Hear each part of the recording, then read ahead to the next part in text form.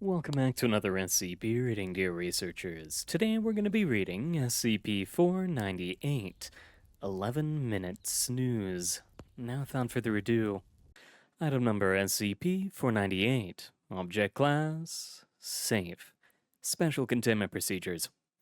SCP-498 is to be contained within a soundproofed bunker beneath site, with a minimum of 2 attending Foundation security officers properly equipped with noise-canceling headphones, in addition to standard issue equipment.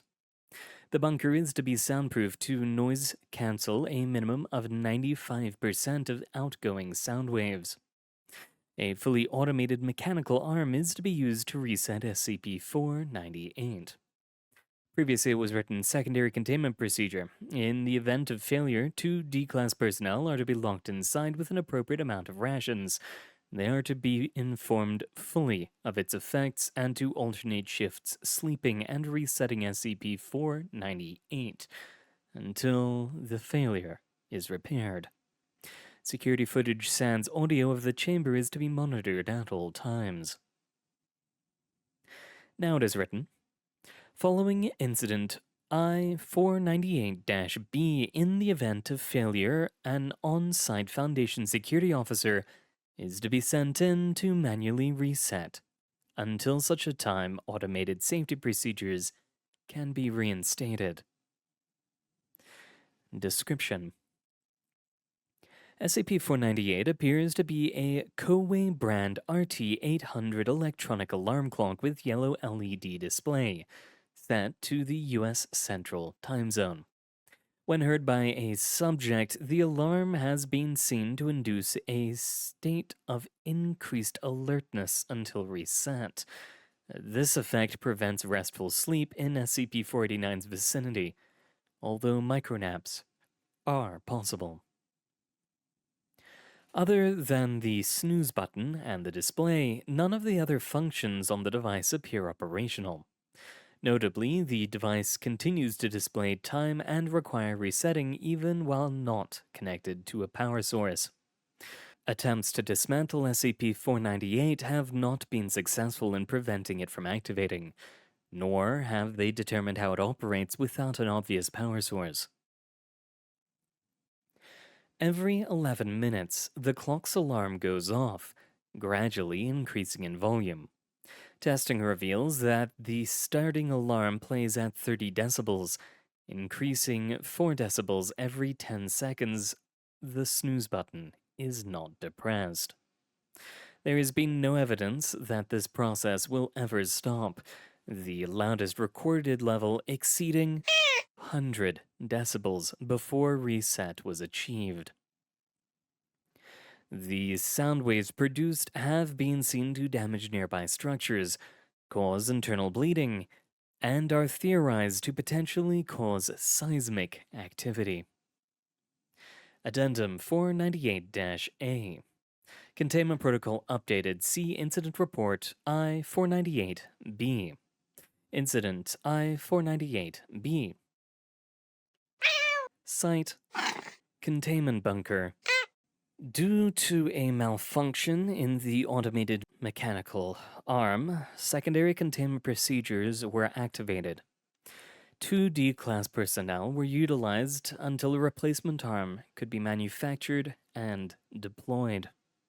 D4112 and D4113 were in Day 3 of their containment procedure, and post-incident psychoanalysis indicate severe sleep deprivation and stress due to prolonged exposure to SCP-498.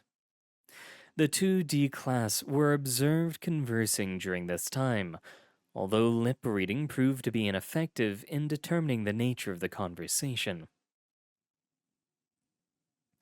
At 10:45:06 p.m., D4113 was observed depressing the snooze button on the device.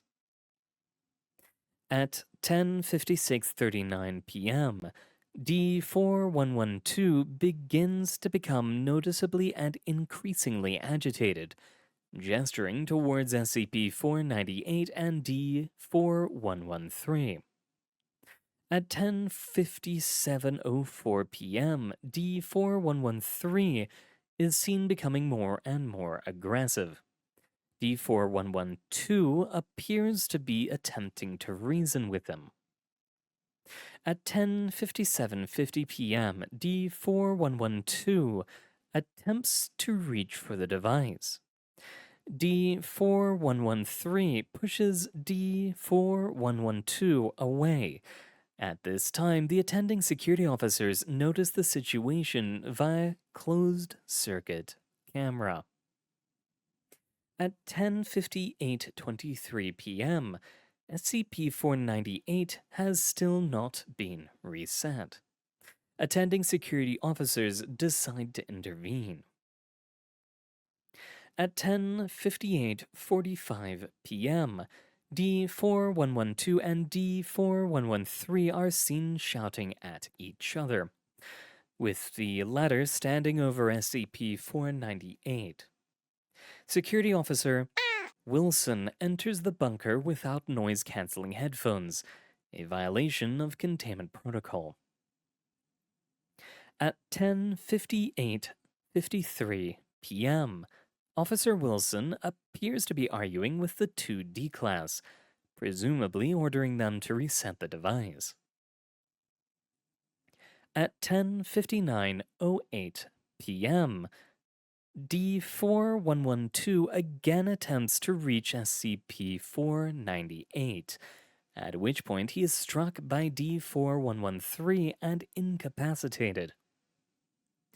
At 10:59:12 p.m., Officer Wilson draws his baton and engages D4113. Note: D4113 was convicted of murdering his CO and several fellow soldiers during a tour of duty in Iraq. At 10:59:24 p.m., D4113 wrestles the baton from Officer Wilson, subsequently subduing him. Secondary Security Officer Thomas enters at this point, equipped with headphones and his sidearm. At 10:59:29 p.m., Officer Thomas draws his sidearm and fires twice, missing both times before D4113 closes the distance between them. A scuffle ensues.